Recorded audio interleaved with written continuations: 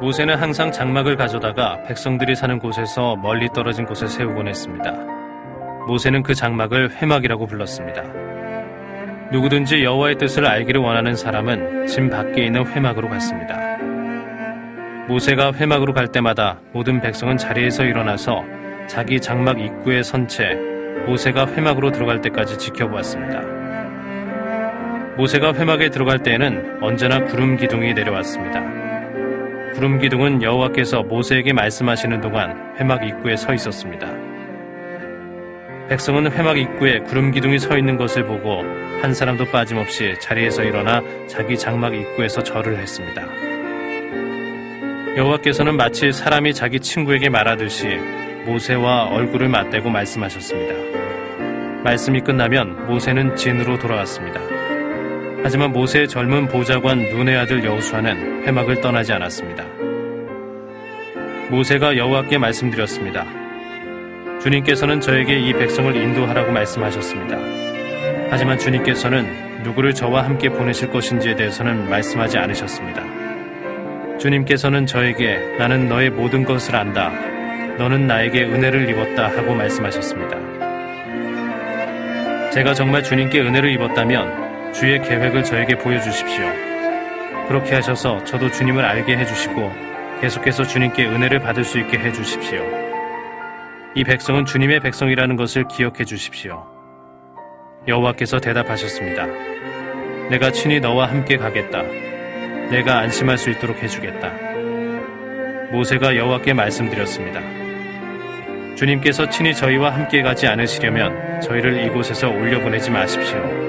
주님께서 저희와 함께 가시지 않으면 주님께서 저와 주님의 백성에게 은혜를 베푸신다는 것을 어떻게 알겠습니까? 주님이 우리와 함께 계시기 때문에 주님의 백성이 땅 위의 다른 백성과 다른 것이 아닙니까? 여호와께서 모세에게 말씀하셨습니다. 내가 원하는 대로 해주겠다. 그것은 내가 너를 너무나 잘 알고 또 너는 내게 은혜를 입은 사람이기 때문이다. 할렐루야. 우리 한번 하나님께 감사의 박수를 드리겠습니다.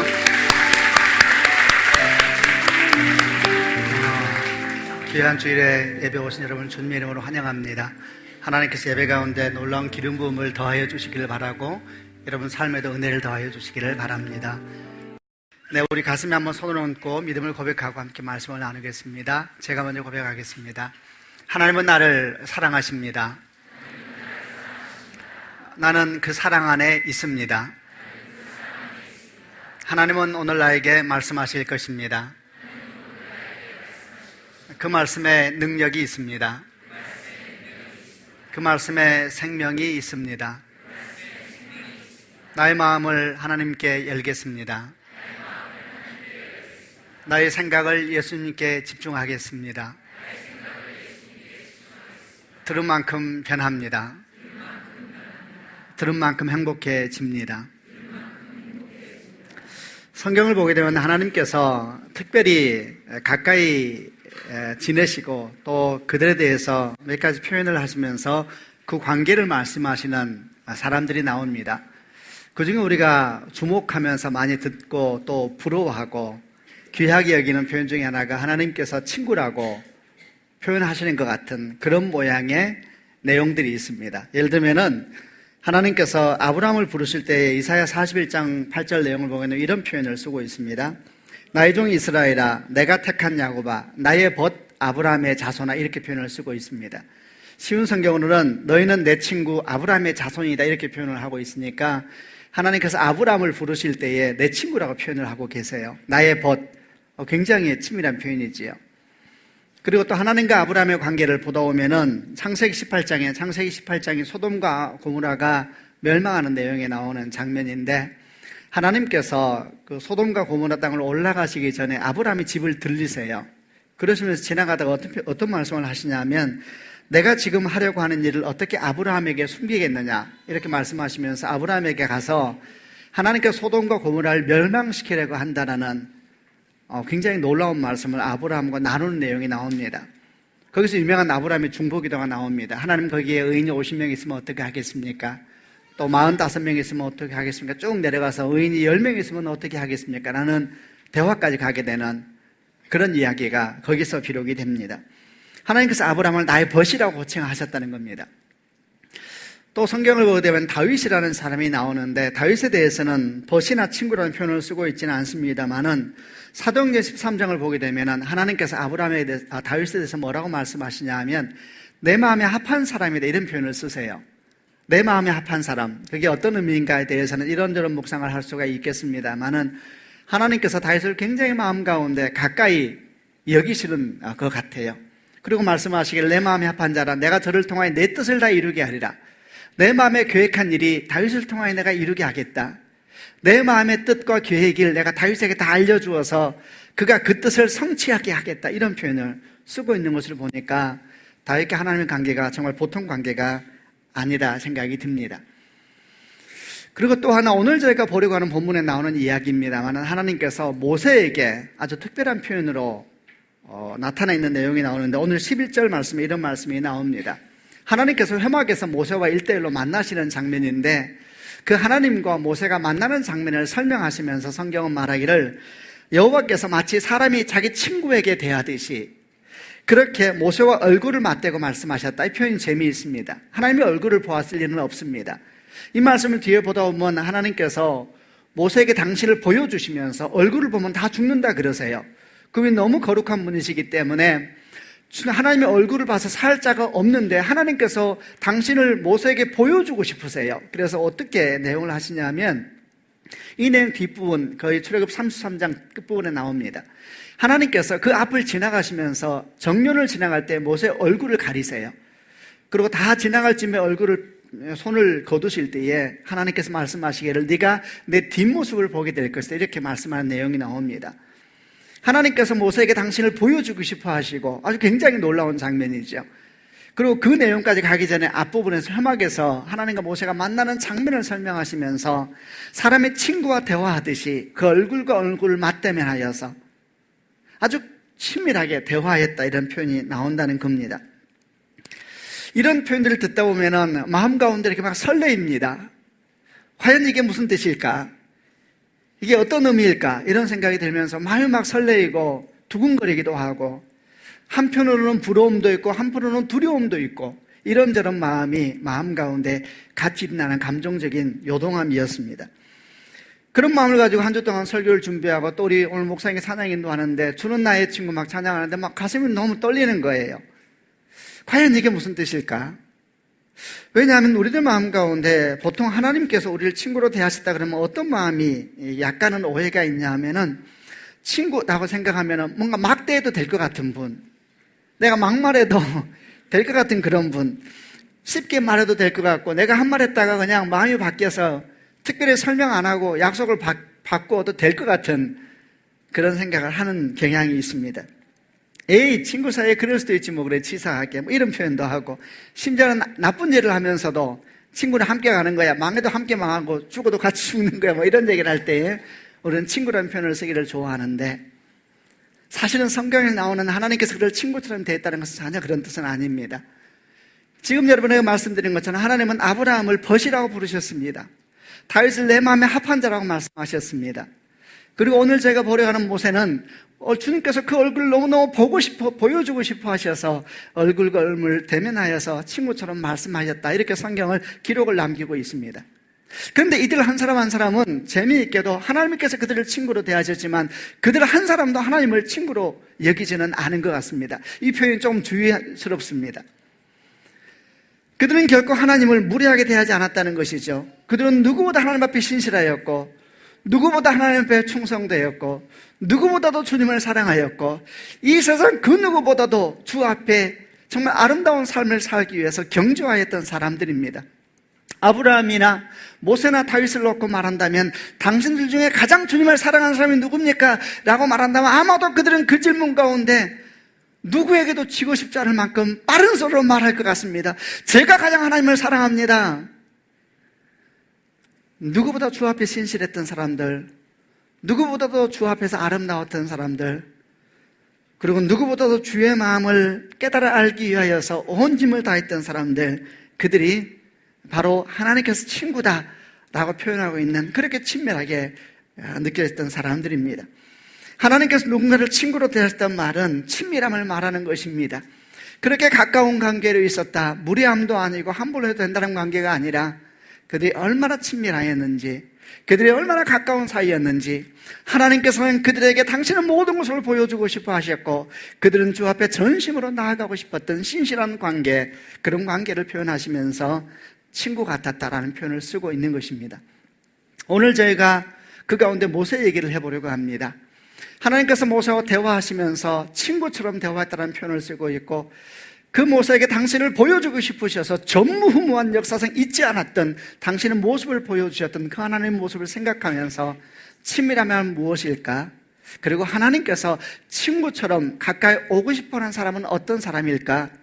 여러분이나 제 마음에 있는 것처럼, 주님을 사랑하는 사람들의 모든 마음에 있는 것처럼, 하나님, 저 또한 주 앞에 친구와 같이 가까이 있고 싶습니다.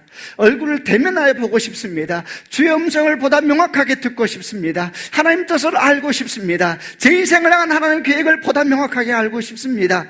꿈꾸는 사람들이 모두 다 동일하게 소망하는 것처럼 그분 앞에 친구로 있고 싶기 때문에 그게 무엇인지, 그 친밀함을 누리기 위해서 모세의 삶 가운데서 우리가 무엇을 주목해야 되는지, 그리고 모세의 어떤 모습을 주께서 귀히 여기셨길래 그를 친구라고 부르시고, 그리고 모세의 친구로 여기는 받는 것을 두려워하지 않으시고 망설이지 않으셨을까?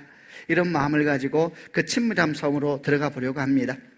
먼저 7절부터 9절까지 말씀을 한 절씩 읽어보겠습니다. 제가 먼저 7절 읽겠습니다. 모세는 항상 장막을 가져다가 백성들이 사는 곳에서 멀리 떨어진 곳에 세우곤 했습니다. 모세는 그 장막을 회막이라고 불렀습니다. 누구든지 여호와의 뜻을 알기를 원하는 사람은 진 밖에 있는 회막으로 갔습니다. 모세가 회막으로 갈 때마다 모든 백성은 자리에서 일어나서 자기 장막 입구에 선 채 모세가 회막에 들어갈 때까지 지켜보았습니다. 9절은 같이 읽겠습니다. 모세가 회막에 들어갈 때에는 언제나 구름 기둥이 내려왔습니다. 구름 기둥은 여호와께서 모세에게 말씀하시는 동안 회막 입구에 서 있었습니다.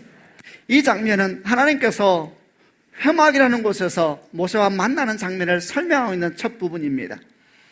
모세는 어떤 사람이었길래 하나님께서 그를 그렇게 친밀하게 여기셨을까라는 첫 번째 묵상은, 모세는 하나님 앞에 참으로 참된 예배자였다라는 것입니다. 예배는 무엇일까? 우리는 예배란 말을 너무나 많이 쓰고, 그리고 지금도 저희가 예배를 하고 있는 중입니다. 예배는 도대체 무엇입니까? 여러분, 예배는 관계입니다. 참된 예배는 무엇인가? 참된 관계입니다. 그럼 우리 예배라는 것은 대상이 있는 것이고, 그 대상을 향한 나의 고백이 있는 것이고, 그 대상을 향한 나의 찬양이 있는 것이고, 그리고 그 대상을 향한 나의 헌신이 있는 것이고, 그리고 그 대상 앞에서 내 마음을 토하고 내 중심을 내어드리면서 그분과 내가 좀 더 하나 되고 싶은 거룩한 열정이 예배 가운데 있는 것입니다. 예배는 형식이 아닙니다. 예배는 멋있는 노래도 아닙니다. 예배는 다만 놀라운 깨달음을 얻고 가는 그런 지식이 있는 자리도 아닙니다. 예배는 참된 관계의 회복이요, 하나님과 우리가 어떤 관계인지, 그분이 나의 하나님이시라는 것과 내가 그분의 백성이라는 것, 그분이 나의 아버지라는 것과 내가 그의 예수로 말미암아 그의 자녀가 되었다는 걸 확인하는 자리, 바로 그 이유 때문에 노래하고, 그 이유 때문에 눈물을 흘리고, 그 이유 때문에 주의 말씀을 듣기 위하여서 귀를 기울이고, 그 이유 때문에 수많은 사람들은 자기 삶을 향해 이 귀한 시간에 각자 일을 하고 있지만은 생명 같은 시간을 따로 구별하여서 모여서 말씀을 듣고 있는 이 자리가 예배의 자리고, 이 자리야말로 하나님과의 관계가 확인되는 자리인 겁니다.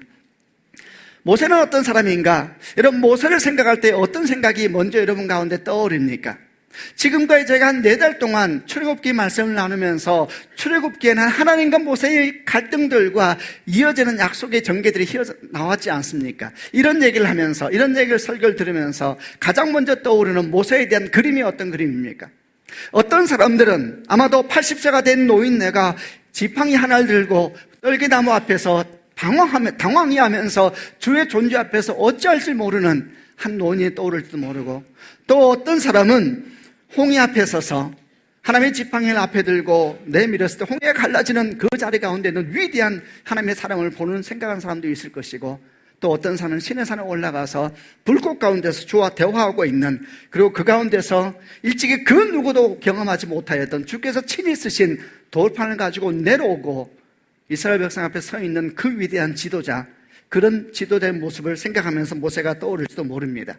다 맞는 이야기입니다.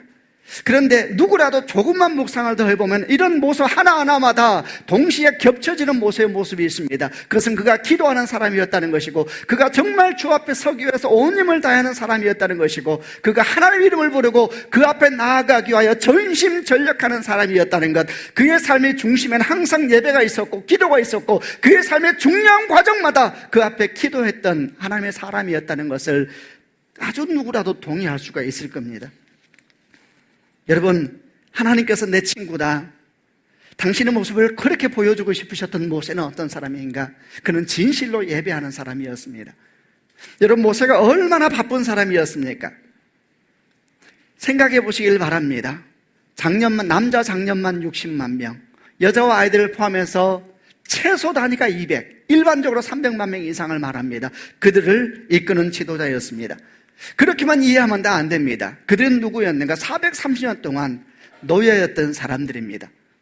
그들은 누구인가? 제대로 된 교육도 훈련도 받은 적이 없는 사람이고, 지난 3개월 동안 시내산에 오기까지도 얼마나 많은 불평과 불만이 있었습니까? 이 불평과 불만은 갑자기 생긴 것이 아니라 원래 노예들을 하면서, 노예 삶을 살면서 뼈까지 스며들었던 그분의 본성입니다. 그들은 꿈, 비전 그런 데 관심 없었던 사람들입니다. 노예가 무슨 꿈과 비전에 관심이 있습니까? 성경을 계속 보게 되면 그들 관심은 먹고 마시는 것에 있었습니다. 오직 그들에게 행복한 인생은 뭔가, 좀 더 잘 먹고 좀 더 잘 자고 좀 더 건강하게 사는 것, 그게 인생의 모든 꿈이었던 사람들입니다. 그런데 하나님께서 그런 사람을 모세에게 붙여주셨습니다. 그리고 그들에게 꿈을 말하라 그러십니다. 비전을 말하라 그러십니다. 하나님이 약속했다는 것을 설명하라 그러십니다. 결코 쉬운 일이 아니었을 것입니다. 게다가 그들과 함께 걸어가는 광야는 어떤 것입니까? 거칠고 험한 것, 주께서 매일매일 먹을 것을 주지 아니하셨으면 먹을 것도 없고 마실 것도 없었던 땅, 게다가 그들이 가는 곳에서 아무도 그들을 환영하지 않았습니다. 그들을 만나는 사람들은 열이면 열 전부 다 그들을 대적하고 죽이려 하고 방해하고 막았던 사람들입니다. 이런 사람들이 이끌고 모세는 약속의 땅을 걸어가고 있었습니다. 얼마나 바빴겠습니까? 바빠서 주 앞에 기도하지 못한다, 바빠서 주 앞에 예배하지 못한다는 사람 말은 모세를 앞에 두고 한다면 다 거짓말일 것입니다. 그는 얼마나 바쁜 사람이었습니까? 성경에서 그가 얼마나 바쁜 사람이었는지, 얼마나 많은 일을 하고 있는지, 아마도 그가 얼마나 바빴는지를 설명하기 위해서 나온 본문처럼 한 본문이 있는데, 출애굽 18장에 있는 내용인데, 그가 얼마나 바쁜 인생을 살았는지를 잠깐 한번 보려고 합니다. 출애굽 18장 14절부터 18절까지 말씀인데, 제가 먼저 14절 읽겠습니다. 모세가 백성들을 위해 하고 있는 일을 모세의 장인이 보고 말했습니다. 백성들을 위해 하는 일을 왜 이런 식으로 하는가? 사람들은 아침부터 저녁까지 자네를 둘러싸고 서 있는데 재판을 해주는 사람은 왜 자네 혼자뿐인가? 장인에게 말했습니다. 백성들이 하나님의 뜻을 알려고 저를 찾아오기 때문입니다. 백성들 사이에 다툼이 일어나면 그들은 저에게 옵니다. 그러면 저는 그 양편을 재판해서 그들에게 하나님의 법과 가르침을 알려줍니다. 모세의 장인이 모세에게 말했습니다. 자네가 하고 있는 방식은 옳지 않네. 그러다가는 자네나 백성들이나 다 지치고 말 걸세. 이 일은 자네 혼자 하기에는 너무 벅찬 일이네. 내 말을 들어보게. 19절 같이 읽겠습니다. 제가 18절까지면 뒤에 부탁했네요. 계속 보여주세요. 저 혼자 읽을게요. 19절 이해합니다. 내 말을 들어보게. 내가 충고를 해주겠네. 하나님께서 자네와 함께 계시기 바라네.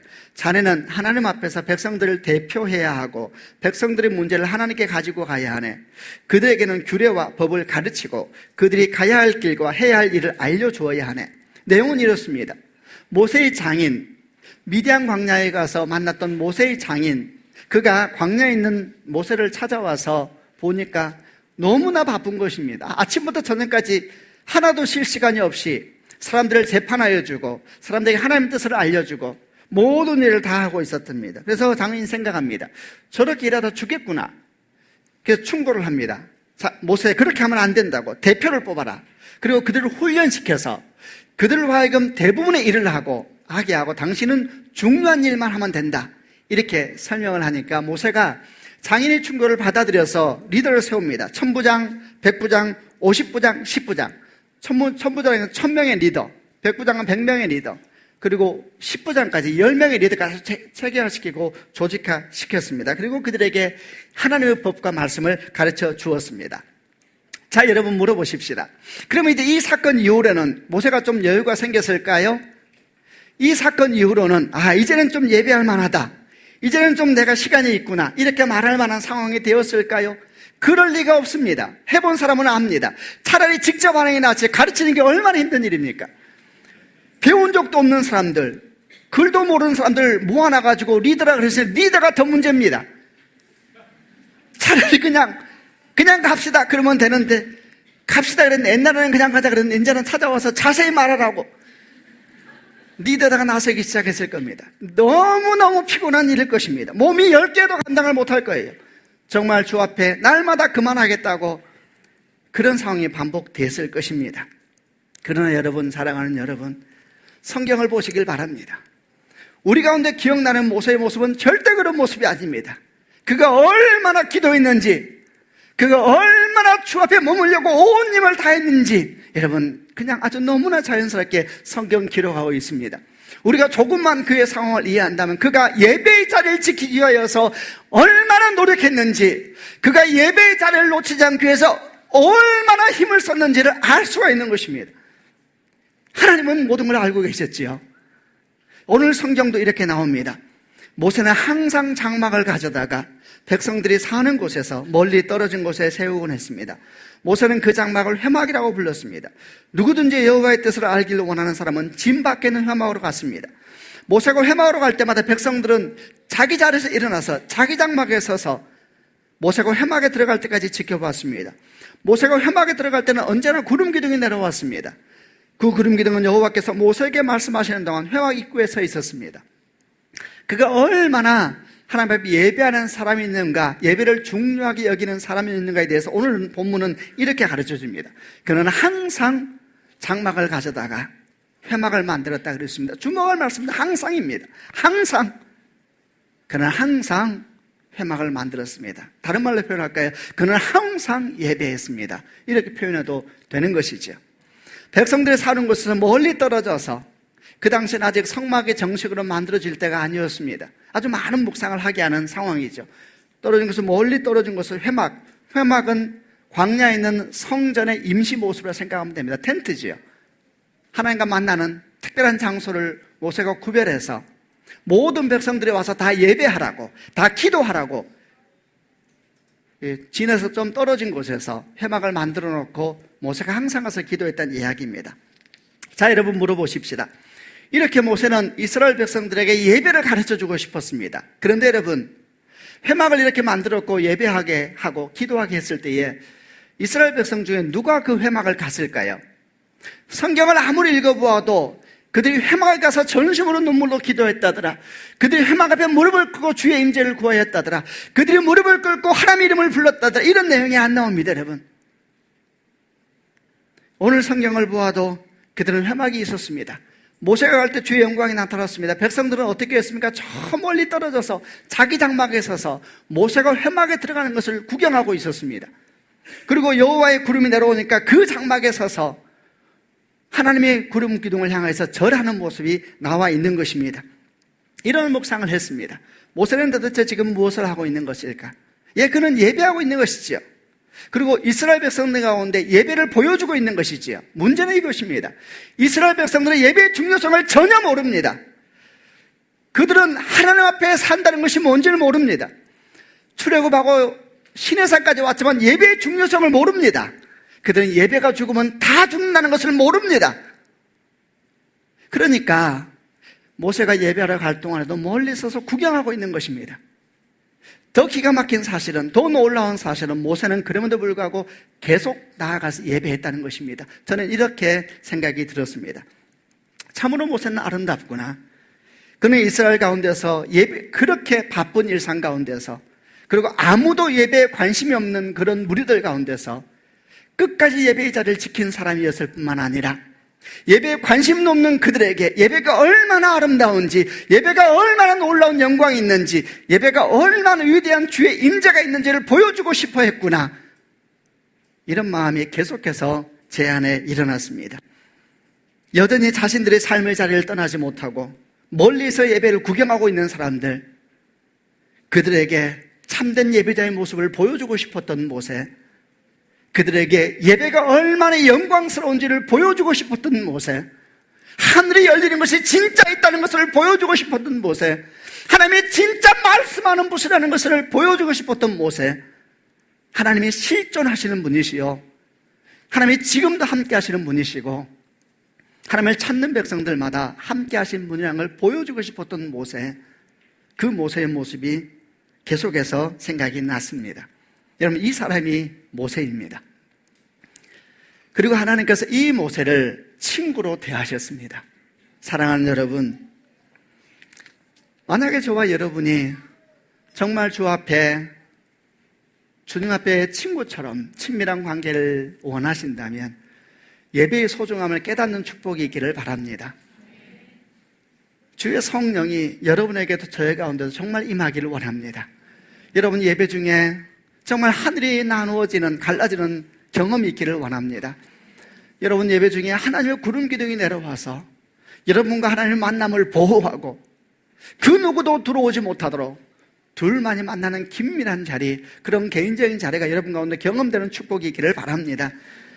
저는 목사가 되어서 여름, 겨울 되면은 제가 하나님께 약속한 것이 있어서 청소년들, 청년들 집회를 많이 다닙니다. 어지간한 집회는 제가 다 가봅니다. 근데 참 재밌는 것을 많이 보는데 집회하러 가보면 기름 부음이 보입니다. 기름 부음이 있는 곳이 있고 기름 부음이 없는 곳이 있어요.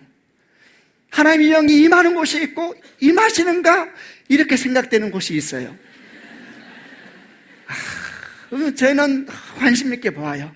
똑같은 설교를 기도하러 똑같은 설교를 준비해서 기도하면서 갑니다. 어디에는 주께서 불로 임하세요, 어디에는 주님이 뭐 하시나 집회를 하는데 관심 있게 보아요.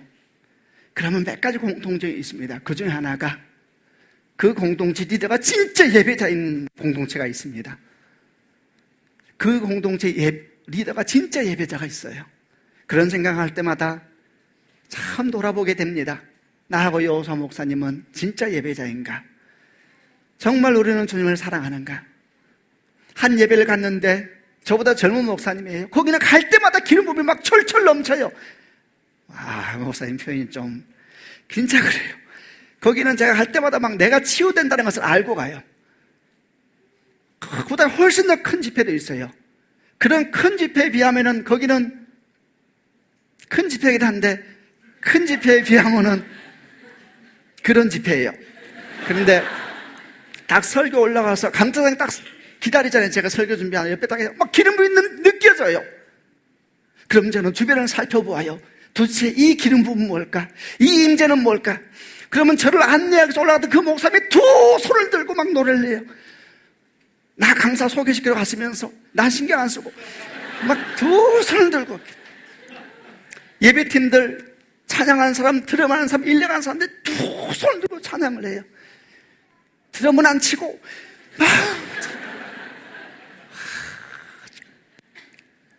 압도하는 임재, 압도하는 임재가 있어요. 저는 똑같이 예배를 하면서도 그때가 막 두려워요. 앞에 와서 막 두려워요. 그리고 이미 확신이 돼요. 영광이 말이라, 말씀의 능력이 말이라. 여러분, 예배는 무서운 것이에요. 시간이 없다 그러면 안 되는 거예요. 너무 바쁘다 그러면 안 돼요. 모세처럼 바쁜 사람이 있습니까? 모세처럼 어깨가 무거운 사람이 있습니까? 모세처럼 두려웠던 사람이 있겠습니까? 그러나 그는 목숨을 걸고 예배했습니다. 항상 회막을 지어놓고 사람들은 멀리서 구경했습니다. 이 시대는 예배에 관심이 없습니다. 여러분의 가족들도 예배에 관심 없는 사람이 훨씬 많을 겁니다. 그들은 다 멀리서 구경하고 있습니다. 그러나 모세는 그 회막을 향한 걸음을 멈추지 않고 나아가서 그 압도적인 임재 가운데서 하나님께서 얼마나 그를 귀히 여기셨는지 구름 기둥이 내려와서 입구를 막아버리셨어요. 아무도 들어오지 못하게. 모세와의 둘만의 시간을 주님께서 누구에게도 양보하고 싶지 않으신 그 느낌, 그 마음, 어떻게 이것이 친구란 말로 다 설명이 되겠습니까? 모세는 누구였는가? 예배를 아는 사람, 하나님을 만나는 것이 모든 것을 알았던 사람, 그 시간을 내놓기 위해서 아마 밤을 새면서 일을 했겠지요. 그리고 그 시간을 구별하여서 하나님의 성막을 갈 때마다, 회막을 갈 때마다 가슴이 떨렸던 사람, 하나님도 떨셨겠지요. 그리고 하나님께서 그 모세를 내 친구라 그러시는 것입니다. 사랑하는 여러분, 얼마나 예배가 많습니까? 이 자리에 나오는 것이 정말 큰 축복이 되는 여러분의 그런 축복이 있기를 바랍니다. 두 번째, 또 하나님께서 친구라고 말했던 모세는 어떤 사람이었는가? 12절과 13절 말씀을 같이 읽겠습니다. 12절과 13절, 제가 12절 읽겠습니다. 모세가 여호와께 말씀드렸습니다. 주님께서는 저에게 이 백성을 인도하라고 말씀하셨습니다.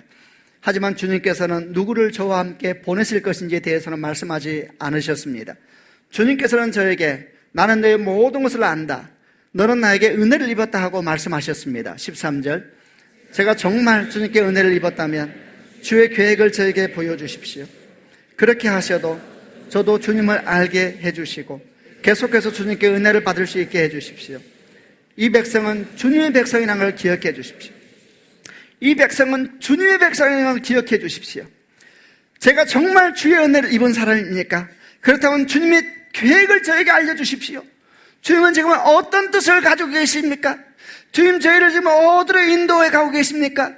내 인생을 향한 당신의 계획이 무엇입니까? 저는 그 계획을 알고 싶습니다. 그 계획을 따르고 싶습니다. 내 인생을 향한 당신의 꿈이 뭡니까? 나는 그 꿈을 이루어드리고 싶습니다. 하나님, 제게 당신의 꿈을 가르쳐 주십시오. 그럼 제가 그 꿈을 향해서 달려가겠습니다. 주님, 제게 당신의 속마음을 보여주세요. 그 마음을 보여주세요. 그럼 제가 그 마음을 채워드리겠습니다. 모세의 말을 가만히 살펴보면은 그가 한 번도 주님 앞에서 자기를 특별하게 여기지 않고 있다는 걸 볼 수가 있습니다. 그는 항상 기억했습니다. 그가 하나님의 일꾼이라는 것을. 여러분, 이름 몹시 중요합니다. 왜냐하면 그 당시에 모세가 얼마나 위대한 사람이었는지를 잊으면 안 됩니다. 모세가 이스라엘 백성들에게 얼마나 위대한 사람이 되어 있었는가? 여러분, 모세는 이스라엘 백성들에게 하나님과 똑같이 보였습니다. 실제로 하나님께서 모세를 이끄시면서 무슨 약속을 하셨냐면 출애굽 7장에 여호와께서 모세에게 말씀하셨습니다. 나는 너를 바로 앞에서 마치 하나님과 같게 할 것이다. 그리고 네 형 아론은 너를 위해 대언자가 될 것이다. 이게 출애굽 사건 이전에 하나님께서 약속하셨는데 나는 너를 바로 앞에서 하나님같이 되게 할 것이다. 네 형 아론은 너의 대언자가 될 것이다. 굉장히 놀라운 말이에요. 그래서 실제로 하나님께서 모세와 함께 하셔서 바로 왕은 모세에게 어떻게 하지를 못해요. 그가 군사력이 없었어요. 힘이 없었어요. 사람이 없었어요. 돈이 없었어요. 능력이 없었어요. 그런데 이상하게 모세만 보면 그의 힘도 그의 능력도 그의 권세도 아무런 힘이 없었습니다. 하나님은 정말 모세를 바로 앞에서 하나님같이 되게 만드셨습니다. 그런데 여러분, 바로 앞에서만 그랬겠습니까? 이스라엘 백성들은 그런 모세를 어떻게 보았겠습니까? 이스라엘 백성도 모세를 하나님처럼 보았습니다. 그러니까 여러분, 지난주에 우리가 금송아지 우상 사건을 보면서 40일 동안 모세가 시내산에서 안 내려오니까 이스라엘 백성이 때려가서 뭐라고 외칩니까? 우리를 애굽에서 인도해낸 모세가 어떻게 되는지 모르겠으니 우리를 인도할 신을 만들어달라. 그들은 모세를 신으로 여기고 있었습니다. 여러분, 굉장히 놀라운 말이죠. 그럴 만도 합니다. 여러분, 그가 지팡이를 들면 날강의 피가 되고 그가 말하면 다 이루어졌습니다. 장자가 다 죽으리라. 장자가 다 죽었습니다. 스스로 신이라고 일컬었던 바로 왕의 장자도 죽었습니다. 그가 지팡이를 드니까 밤새 동풍에 쳐서 바다가 갈라졌습니다. 그가 지팡이로 바위를 때리니까 바위가 터져서 물이 쏟아져 나왔습니다.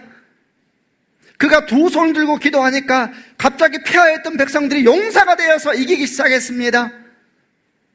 그가 시내산에 올라가서 40일 동안 있을 때 그 꼭대기에서는 번개가 치고 천둥이 치고 성경은 말하고 있습니다. 이스라엘 백성들은 너무너무 두려웠습니다. 죽은 자였던 모세가 하나님의 돌을 발을 들고 나타났습니다. 더 놀라운 건 하나님의 쓴 거 깨버렸습니다. 대단하죠. 하나님도 굉장히 당황스러웠을 거예요. 뒤에 보면 34편 보면 두 번째 돌판 가지고 올 때는 영광이 얼굴에 나타나서 광채가 났다 그랬습니다. 자, 여러분, 이스라엘 백성들에게 모세는 어떤 존재였을까요? 신이었습니다. 여러분, 신. 그가 어떻게 되는지 모르겠는데 우리를 인도할 신을 만들어 달라. 여러분, 이스라엘 백성들에게 모세는 이미 하나님과 같았습니다. 그런데 정작 본인은 한 번도 그렇게 생각하지 않았습니다. 그는 말합니다. 하나님, 당신의 백성입니다. 하나님, 당신의 뜻을 제가 알아야 따라가지 않겠습니까? 하나님, 저에게 뜻을 가르쳐 주십시오. 방향을 가르쳐 주십시오. 이제 무엇을 하기 원하십니까? 당신의 백성들인데 왜 내게 그렇게 어렵게 하십니까? 그의 말 한마디 한마디에서 그는 한 번도 하나님, 내가 그래도 이런 사람인데 하나님, 옛날 나하고 똑같이 보면 안 돼요. 지난번에 신에서 만날 때 아유 하나님, 그때 생각하면 안 돼요.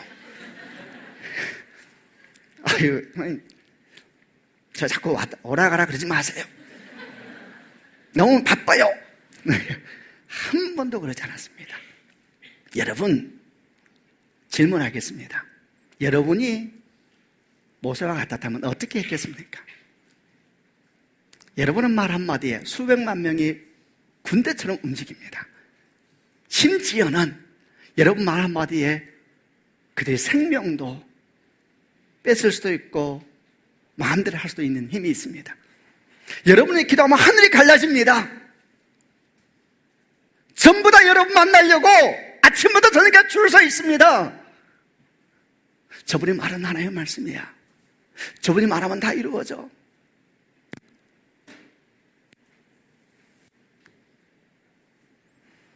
여러분이라면 어떻겠습니까? 모세의 위대함은 여러분 능력이 아닙니다. 야, 홍해 갈랐대. 모세는 그 일에 관심도 없습니다. 야, 바위에서 물 쏟아졌대. 모세는 관심도 없습니다.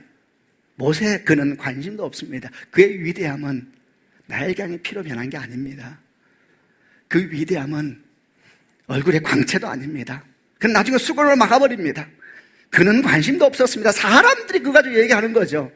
그의 위대함은 그의 겸손입니다.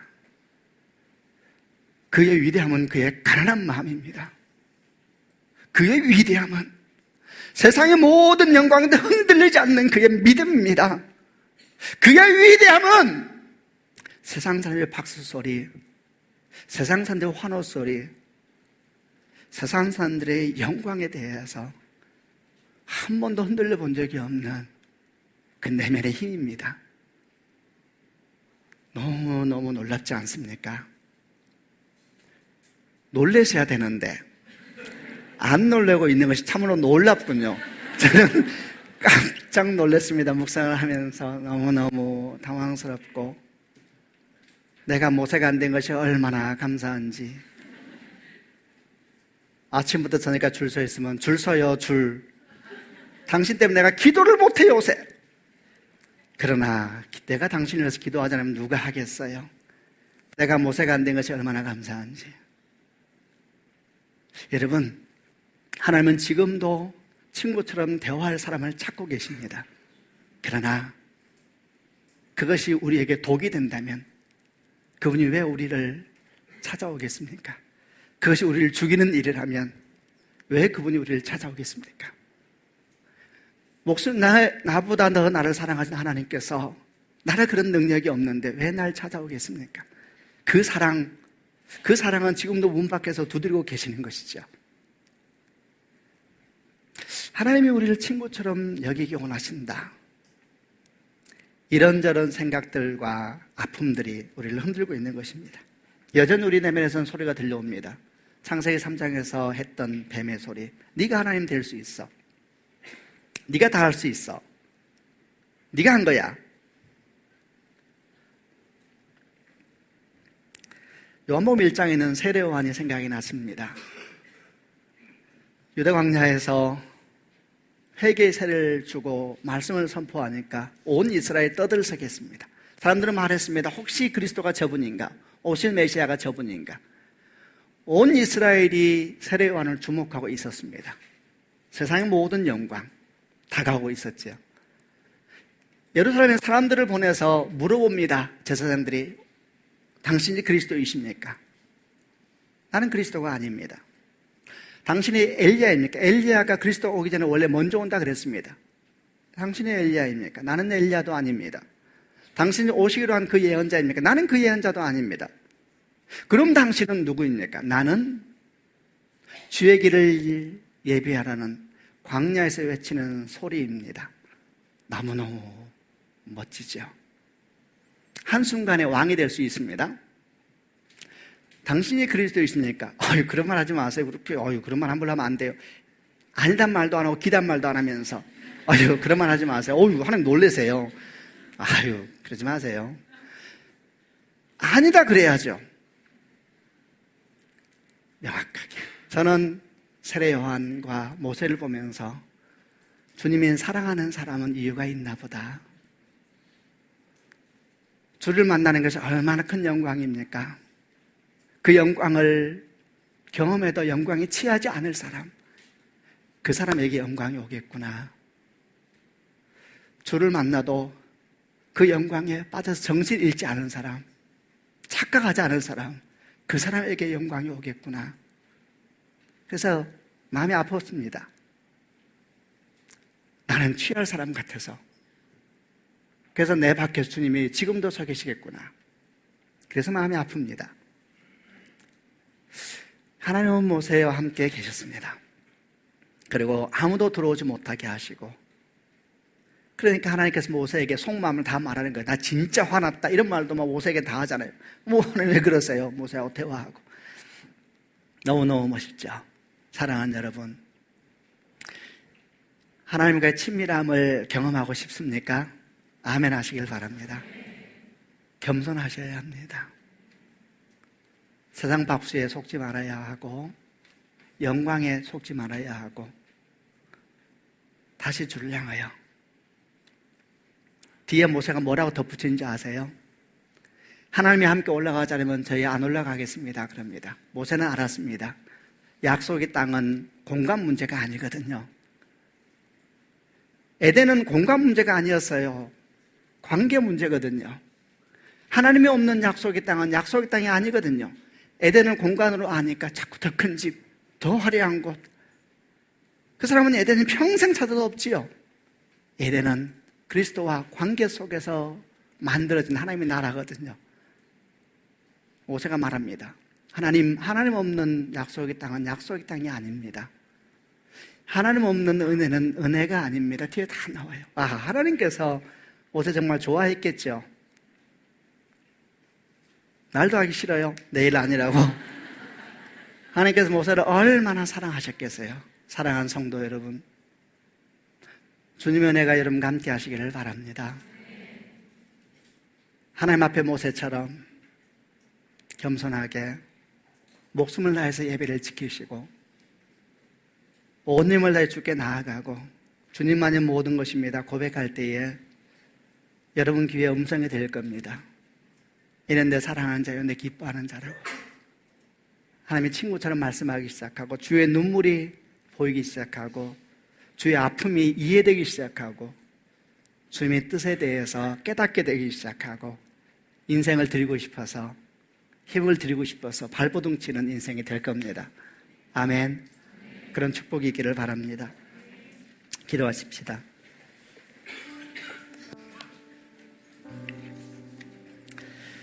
살아계신 아버지 하나님, 지금도 문 밖에서 두드리고 있는 것 같은 주의 마음을 생각하면서 몹시 마음이 아픕니다. 주여 우리에게 긍휼을 베풀어 주시고 예수의 보혈로 다시 한번 저희를 살려주시기를 원합니다. 우리 하나님께서 친구처럼 말하고 싶은 사람, 그 어떤 영광을 보여도 속지 않을 사람, 그 영광에 취하지 않고 정말 주님 한 분만으로 만족할 수 있는 사람, 그런 사람이 우리가 되게 하여 주옵소서.